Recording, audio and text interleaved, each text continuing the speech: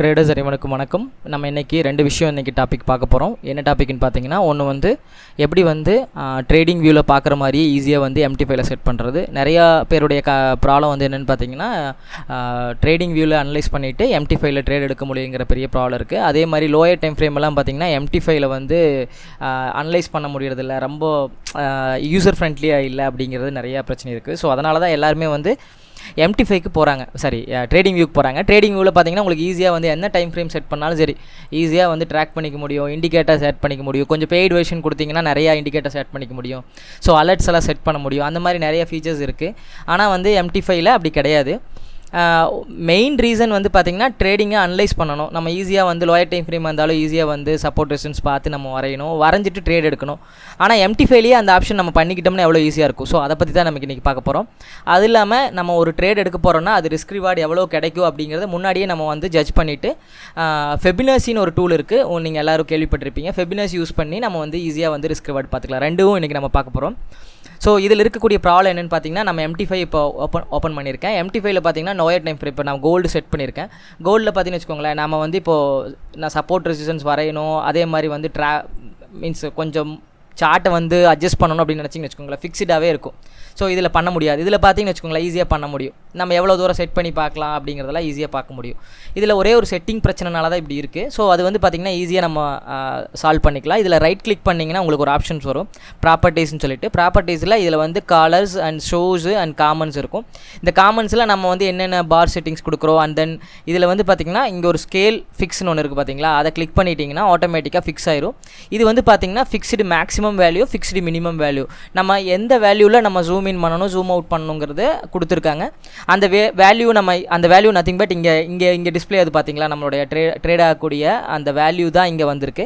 So அதில் எவ்வளோ தூரம் வேல்யூ வரணும், 151.96னா அதுக்குள்ளே செட் ஆகும். இந்த ஸ்கேல் பார்த்திங்கன்னா நம்ம எவ்வளோ தூரம் ஸ்கேல் அப் ஆகணும் நம்மளுடைய கேண்டில் அப்படிங்கிறத நம்ம செட் பண்ணிக்கலாம்.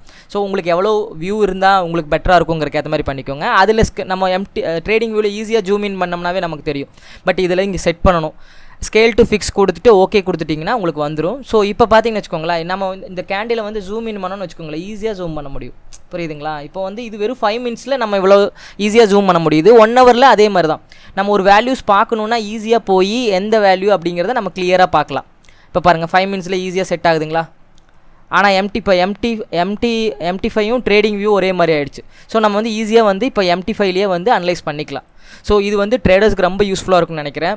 அதே மாதிரி வந்து ஒரு ரிஸ்க் ரிவார்டு நம்ம கால்குலேட் பண்ணணும் அப்படின்னா இதிலலாம் நிறைய டூல்ஸ் இருக்குது. இதெல்லாம் நம்ம ட்ரேடிங் வியூவில் பார்த்தீங்கன்னா நம்ம இங்கே பாருங்கள், லாங்கு ஷார்ட்னு இருக்குது. இப்போ நம்ம இங்கே லாங் போக போகிறோன்னா இங்கே கிளிக் பண்ணோம்னா எவ்வளோ தூரம், ஷார்ட் போக போகிறோன்னா எவ்வளோ, இங்கே பை எடுத்தால் எங்கே ஸ்டாப்லாம் செட் பண்ணலாங்கிறதெல்லாம் ஈஸியாக நம்ம செட் பண்ணிவிட்டு ரிஸ்க் ரிவார்டு வந்து ஈஸியாக கால்குலேட் பண்ணிக்கலாம். இப்போது எவ்வளோ ரிஸ்க் ரிவார்டு இருக்குது அப்படிங்கிறது ஈஸியாக கால்குலேட் பண்ணிக்கலாம். அதே வந்து பார்த்திங்கன்னா MT5ல அந்த மாதிரி ஒரு டூல் இல்லை, எக்ஸ்ட்ராவாக நம்ம ஆட் பண்ணுற மாதிரி இருக்கும். அது எப்படி பண்ணலான்னு கேட்டிங்கன்னா, வெறும் MT5ல வெறும் ஃபெபினாசி யூஸ் பண்ணி நம்ம செட் பண்ணிக்க முடியும். என்னோட சேனலில் பார்த்துருந்தீங்கன்னா ஃபெபினாசி யூஸ் பண்ணி ரிஸ்க் ரிவார்டெல்லாம் கால்குலேட் பண்ணியிருப்பேன். ஃபார் எக்ஸாம்பிள் வந்து நம்ம இதுதான் பின்பார்னு கால்குலேட் பண்ணுறோன்னா, நம்ம வந்து நார்மலாக இருக்கக்கூடிய ஃபெபினாசி பார்த்திங்கன்னா, ஃபெபினாசின்னு உங்களுக்கு என்னென்னு தெரியும். ஃபெபினாசிங்கிறது வந்து பார்த்திங்கன்னா ஒரு சீரியஸு. ஸோ 0 + 1 0 1 அண்ட் 1 + 1 2 2 + 3 5 அப்படின்னு சொல்லிட்டு சீரியஸ், அது வந்து ஒரு சீரியஸ் மாதிரி போயிட்டுருக்கும். அதை நம்ம எவ்வளோலாம் டிவைட் பண்ணாலும் உங்களுக்கு ஒரு வேல்யூ வரும். அந்த வேல்யூ தான் நம்ம ஃபெபினாசியாக இங்கே போட்டிருக்காங்க. சிம்பிளாக நம்ம ஃபெபினாசி யூஸ் பண்ணி நம்ம வந்து ரிஸ்க் ரிவார்டு கால்குலேட் பண்ணலாம். எப்படின்னு பார்த்தீங்கன்னா, ரைட் கிளிக் பண்ணிக்கோங்க, ப்ராப்பர்ட்டிஸ் போய்க்கோங்க. ப்ராப்பர்ட்டிஸ் போயிட்டு லெவல் பார்த்திங்கன்னா இதில் நிறைய லெவல்ஸ் இருக்கும், அந்த ஃபெபினாசியோட லெவல்ஸ் இருக்கும். ஸோ மோஸ்ட் ஃப்ரீக்வெண்ட்டாக நம்மளுடைய ரீட்ரேஸ் ஆகக்கூடிய ஃபெபினாசி லெவல்ஸ் இங்கே இருக்கும். நமக்கு அதெல்லாம் தேவையில்லை, ஜஸ்ட்டு நம்ம ஒன்று பண்ண போகிறோம். என்னென்னு பார்த்தீங்கன்னா, இது மல்டிபிள் பண்ணக்கூடிய ஒரு டூல் தான். ஸோ நம்ம ஈஸியாக வந்து ரிஸ்க் ரிவார்டு யூஸ் பண்ணி மல்டிபிள் பண்ணிக்கலாம். எப்படின்னு பார்த்தீங்கன்னா, இதில் இருக்கக்கூடியது பார்த்தீங்கன்னா நம்ம லெவல்ஸில் வந்து 0 and 1 விட்டுட்டு மீதியெல்லாம் டெலிட் பண்ணிடுங்க. இப்போ 236 இருக்கா, இதை வந்து நீங்கள் டெலிட் பண்ணிடுங்க. அப்புறம் அதே மாதிரி வந்து 382 இருக்கா, அதை டெலிட் பண்ணிடுங்க. 0.5 இருக்கா, டெலிட் பண்ணிடுங்க. இதுவும் டெலிட் பண்ணிடுங்க. 1 விட்டுருங்க, இதை டெலிட் பண்ணிடுங்க. அதே மாதிரி இதை டெலிட் பண்ணிடுங்க, இதையும் டெலிட் பண்ணிடுங்க. இப்போ 0 1 இருக்குது, நம்ம 4 ஆட் பண்ண போகிறோம். இப்போ வந்து பார்த்திங்கன்னா 2 ஆட் பண்ண போகிறோம், அண்ட் தென் 3 ஆட் பண்ண போகிறோம். ஓகேங்களா? அதுக்கடுத்து நம்ம தேவையான ஆட் பண்ணிக்கலாம். இப்போ 0 வந்து பார்த்திங்கன்னா SLன்னு சொல்லுவோம், ஸ்டாப் லாஸ். சரிங்களா? அதுக்கடுத்து பார்த்திங்கன்னா இது வந்து என்ட்ரி லெவல். சரிங்களா? அதுக்கு என்ட்ரினா நம்ம எங்கே ட்ரேட் எடுக்க போகிறோங்கிறதுக்கான என்ட்ரி செட் பண்ணக்கூடிய இடம். இது வந்து பார்த்திங்கன்னா 1 ஹார்னா ரிஸ்க் ரிவார்டுன்னு சொல்லுவோம் நம்ம. 1:1 ரிஸ்க் ரிவார்டு. அப்போ வந்து 400 இப்போ $10 நம்ம லாஸ் ஆக போகுதுன்னா எவ்வளோ டாலர் நம்ம ப்ராஃபிட் வைக்கிறோம் அப்படிங்கிறதா 1:1 ஹார். 1 risk 1 reward. இப்போ வந்து இங்கே நம்ம எவ்வளோ ரிவார்டு இங்கே செட் பண்ண போகிறோன்னா, செட் பண்ணுறதுனா நம்ம வியூக்காக செட் பண்ணக்கூடியது 1 ஹார். அதே மாதிரி 2 ஹார், இங்கே 2 ஹார் போட்டுக்கோங்க.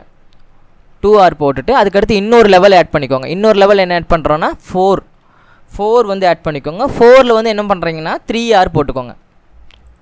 என்னங்க 3 ஹார் போட்டுக்கோங்க. 3 ஹார் போட்டுட்டு க்ளோஸ் கொடுத்துட்டிங்கன்னா இது அப்படியே மாறிடும். ஸோ இதில் வந்து நம்ம என்ன பண்ணலான்னா என்ட்ரி வந்து இங்கே செட் பண்ணிக்கலாம். எங்கே தெரியுதுங்களா? என்ட்ரி வந்து நம்ம என்னது பின்பாரோடைய நோஸ் மேலே கட்டானா நம்ம என்ட்ரி எடுப்போம். என்ட்ரி எடுக்கிறதுக்கு முன்னாடி நம்ம லாஸும் இங்கே நம்ம செட் பண்ணுவோம். ஸோ இங்கே லாஸு இங்கே ஸ்டாப் லாஸ் இது SL, entry 1 hour 2 hour.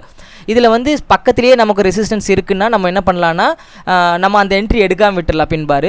So இல்லை என்ட்ரி நம்ம எடுக்கிறதுக்கான வாய்ப்பு இருக்குது, அடுத்த சப்போர்ட் ரெசிஸ்டன்ஸே இல்லை, நமக்கு ஒரு மூவ்மெண்ட் கிடைக்கும் அப்படிங்கிறத எப்படி நம்ம பார்த்துடலான்னா ரிஸ்க் ரிவார்டு யூஸ் பண்ணி ஓகே 2 ஹார் கிடைக்குது அப்படின்னா பர்ஃபெக்டான என்ட்ரி நம்ம எடுக்கலாம் அப்படின்னு நம்ம பார்க்கலாம்.